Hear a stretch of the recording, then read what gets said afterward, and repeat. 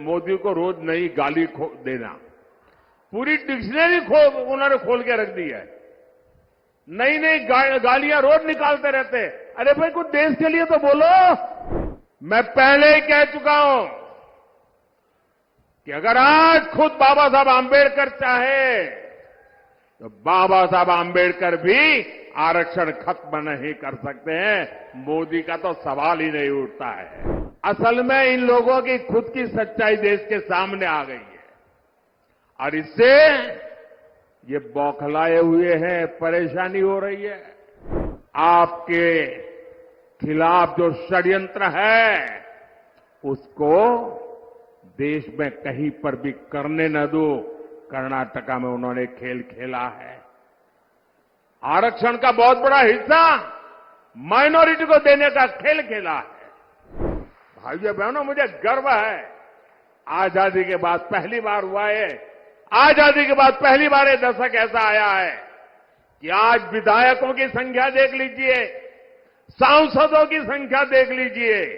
पूरे देश में एमएलए हो, एमएलसी हो, एमपी हो, लोकसभा हो, राज्यसभा हो, एससी, एसटी, ओबीसी सबसे ज्यादा भाजपा के चुन करके आते हैं। आज केंद्रीय मंत्रिमंडल में 60%, 60% इन्हीं वर्गों से आए हुए लोग केंद्र के मंत्री हैं और देश को नई ऊंचाई पर ले जा रहे हैं। आज कांग्रेस और इंडी अगाड़ी वाले ओबीसी प्रतिनिधित्व के नाम पर झूठ फैला रहे हैं। असल में इन लोगों की खुद की सच्चाई देश के सामने आ गई है और इससे ये बौखलाए हुए हैं, परेशानी हो रही है। आपने देखा होगा पूरे चुनाव में कि इंडी अगाड़ी के जितने लोग हैं उनके भाषण का मुद्दा क्या है? देश का कोई मुद्दा है? सिर्फ और सिर्फ मोदी को रोज नई गाली देना। पूरी डिक्शनरी उन्होंने खोल के रख दी है। नई नई गालियां रोज निकालते रहते। अरे भाई कुछ देश के लिए तो बोलो। नहीं, उनके पास विजन नहीं जी। हमारे पास विजन भी है और ये जीवन भी है विजन के लिए, खपाने के लिए।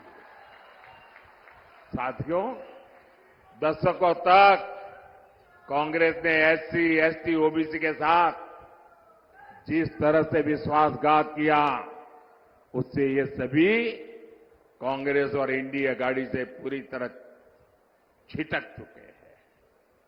इस वजह से कांग्रेस और इंडी अगाड़ी वाले बुरी तरह बौखला गए हैं। इसलिए लोग लगातार झूठ फैला रहे हैं। संविधान बदल देंगे, आरक्षण खत्म कर देंगे। मैं पहले ही कह चुका हूं कि अगर आज खुद बाबा साहब आंबेडकर चाहे तो बाबा साहब आंबेडकर भी आरक्षण खत्म नहीं कर सकते हैं। मोदी का तो सवाल ही नहीं उठता है। और अगर हमारी सरकार की नीयत उसमें कहीं पर भी खोट होती, मेरा 5 साल का रिकॉर्ड देख लीजिए। 5 साल में भी 2019 से 2024 आज भी मोदी के पास जितने वोट चाहिए है, लेकिन ये रास्ता हमें मंजूर नहीं है।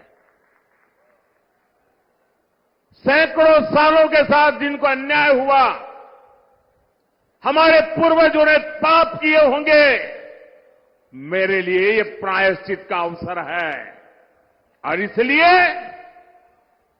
आरक्षण को जितनी ताकत मैं दे सकता हूं, मैं देने के लिए कमिटेड हूं। मैं आज देश से अधिक सीटें इसलिए मांग रहा हूं ताकि कांग्रेस और इंडी गाड़ी के लोग, जब दलित उनके हाथ से निकल गए, आदिवासी उनके हाथ से निकल गए, ओबीसी उनके हाथ से निकल गए।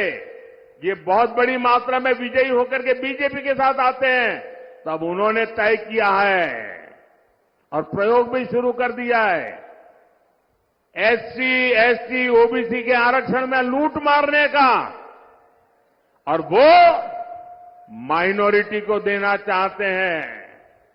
भाइयों बहनों, मुझे इसलिए ताकत चाहिए कि मैं कांग्रेस के आपके खिलाफ जो षड्यंत्र है उसको देश में कहीं पर भी करने न दो। कर्नाटका में उन्होंने खेल खेला है। आरक्षण का बहुत बड़ा हिस्सा माइनॉरिटी को देने का खेल खेला है। ये मैं होने नहीं दूंगा और इसलिए आपसे मैं आशीर्वाद मांगने आया हूं, मोदी को मजबूत करो। साथियों, कांग्रेस के 60 वर्षों के राज में देश में सबसे ज्यादा एससी, एसटी, ओबीसी परिवार ही, उन्हीं के सबसे ज्यादा हाल खराब रहे। आप अपने गांव में देख लीजिए, अगर गांव के बाहर झुपड़ी में रहना पड़ता है, कौन है? हमारे एससी समाज के लोग हैं। मुसीबत में जीना पड़ता है, कौन है? हमारे एसटी समाज के हैं। तकलीफों में जीना पड़ता है, कौन है? हमारे ओबीसी समाज के लोग हैं। मोदी ने इन परिवारों को ही अपनी प्राथमिकता बनाया।